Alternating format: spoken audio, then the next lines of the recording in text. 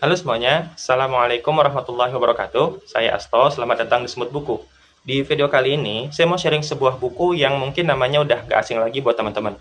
Judulnya adalah Max Havelaar, karya Multatuli, atau yang nama aslinya itu adalah Edward Douwesdekker. Nah, ini adalah buku yang kalau zaman saya sekolah dulu, sering disebut-sebut, khususnya di mata pelajaran sejarah ya, karena konon dia itu terkait dengan aktivisme pro kemerdekaan.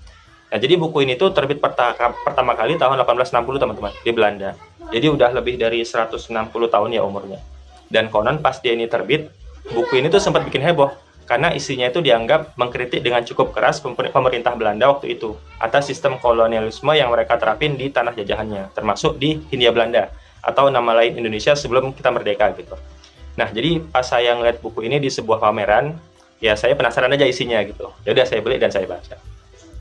Nah, jadi buku Max Havelaar ini adalah sebuah novel, teman-teman. Dan pada intinya buku ini tuh kayak menceritakan tentang seseorang yang berusaha untuk idealis, yang memilih untuk tetap menjaga suara hatinya walaupun dia itu ada di tengah sistem yang korup, kira-kira gitu. Nah, Max Havelaar sendiri yang namanya ada di sini adalah nama tokoh utamanya gitu. Dia itu adalah seorang asisten residen Belanda yang baru dimutasi atau dipindahin ke Lebak, Banten. Nah, dalam perkembangan ceritanya, dia tuh kemudian ketemu dengan berbagai macam situasi yang membuat dia merasa kalau sistem yang lagi running saat itu ternyata nggak baik-baik saja, sehingga dia tuh merasa harus melakukan sesuatu. Nah, buku ini menurut saya cukup baik ya teman-teman, ngasih sudut pandang yang lebih realistis gitu, atau lebih apa adanya gitu tentang penjajahan, bahwa ada kompleksitas di sana, sehingga kita itu diingatkan lagi untuk nggak melihat sesuatu secara hitam dan putih, dan bahwa penjajahan itu nggak bisa kita reduksi maknanya menjadi sekedar cerita Indonesia melawan Belanda. Karena rakyat sebagai golongan yang tertindas itu boleh jadi harus juga melawan bangsa Indonesia sendiri yang menjadi part of the system, kira-kira gitu. Dan orang-orang Belanda sekalipun gitu ya, itu sebetulnya punya spektrum pemikiran tentang sistem kolonialisme yang lagi berlangsung. Ada yang pro, ada yang kontra, dan ada yang di tengah-tengah, ya masing-masing dengan alasannya sendiri-sendiri. Terus juga yang menurut saya menarik dari buku ini, yang saya juga suka adalah dia itu ngasih wawasan yang lumayan menarik teman-teman, tentang sejarah ya. Misalnya tentang gimana relasi antara pemerintah kolonial Belanda dengan pemerintah lokal, atau yang kalau dalam buku-buku lain itu disebut sebagai pemerintah swaperaja. Nah, jadi mungkin buat teman-teman yang belum tahu, di zaman penjajahan dulu itu ada dualisme kekuasaan teman-teman.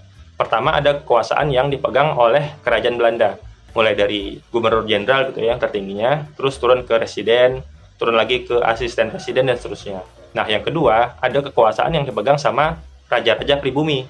Dari raja, terus turun ke patih, patih ke bupati, bupati ke wedana, dan seterusnya. Nah, tapi secara de jure, pemerintah swaperaja ini tetap tunduk ke kerajaan Belanda. Nah, jadi ternyata pemerintah Belanda itu defaultnya adalah mereka tuh cenderung menghindari keributan sama penguasa lokal. Soalnya mereka itu sadar kalau para penguasa lokal ini itu punya influence lebih gitu ke masyarakat pribumi. Nah, apalagi kalau penguasa lokal zaman dulu kayak bupati gitu misalnya, itu kan terpilih berdasarkan keturunan ya, sehingga mereka itu cenderung berkuasa seumur hidup. Beda sama pejabat Belanda yang polanya itu cenderung pejabat karir, sehingga akan berganti-ganti setiap periode beberapa waktu sekali gitu. Nah, akibatnya apa? Akibatnya pemerintah Belanda itu cenderung membackup pemerintah lokal ini, as long as mereka itu nggak neko-neko sama Belanda, kira-kira gitu. Nah, jadi sifatnya kayak simbiosis mutualisme. Nah, model simbiosis mutualisme inilah yang kemudian dalam buku ini menjadi salah satu poin utama kritik. Karena pada akhirnya itu menempatkan rakyat sebagai pihak yang hanya bisa nurut gitu. Nah, ada hal unik dari buku ini teman-teman. Jadi walaupun alur utamanya itu adalah menceritakan si tokoh Max Havelaar tadi, tapi dia itu sebetulnya ada di cerita layar kedua. Nah, cerita layar pertamanya itu ada cerita tentang tokoh bernama Batavus Droogstoppel. Dia inilah seorang makelar kopi dari Amsterdam yang dalam dirinya itu kayak ada ambivalensi moral gitu. Jadi dia tuh memandang kalau dirinya itu adalah orang yang religius dan bertindak atas nama kebenaran, tapi pada praktiknya sikapnya itu justru menunjukkan oportunisme dan egoisme gitu. Terus ada juga cerita di layar ketiga, yakni cerita tentang Saijah dan Adinda. Nah, ini sebetulnya adalah cerita yang pendek di buku, tapi menurut saya menjadi punchline-nya, teman-teman. Karena dalam cerita mereka itu digambarkan gimana dengan sangat emosional ya, sebuah sistem yang menindas dari atas itu makin ke bawah, efeknya makin teramplifikasi, sehingga akhirnya sangat destruktif buat kehidupan rakyat kecil. Nah, jadi setelah selesai baca, saya sedikit banyak jadi paham ya teman-teman, kenapa dulu buku ini tuh dianggap istimewa. Karena isinya memang menggerakkan. Jadi Max Havelaar ini mungkin bisa kita anggap seperti whistleblower gitu, yang nunjukin ke masyarakat Eropa waktu itu bahwa ada sesuatu yang nggak beres nih di tanah jajahan. Nah, terus buku ini juga lah yang konon menjadi salah satu pemicu lahirnya politik etis di Belanda. Yang kalau kita runut ke belakang, itu politik etis ini punya peran yang sangat penting untuk membangun kesadaran masyarakat pribumi yang terpelajar waktu itu untuk kemudian menuntut kemerdekaan gitu. Nah, menurut saya ini insight penting ya teman-teman, karena dia itu ngingetin kita bahwa suara-suara yang kritis, suara-suara yang idealis itu matters gitu, kapanpun zamannya, entah itu disampaikan lewat buku, lewat pidato, ataupun medium lainnya gitu.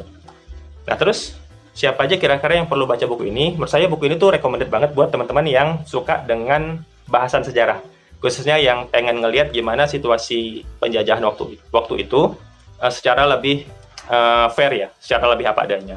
Terus buku ini juga menurut saya cocok buat teman-teman yang suka dengan sastra, karena gaya penceritaannya yang berlapis-lapis itu unik dan mungkin susah untuk dijumpai di karya-karya lain.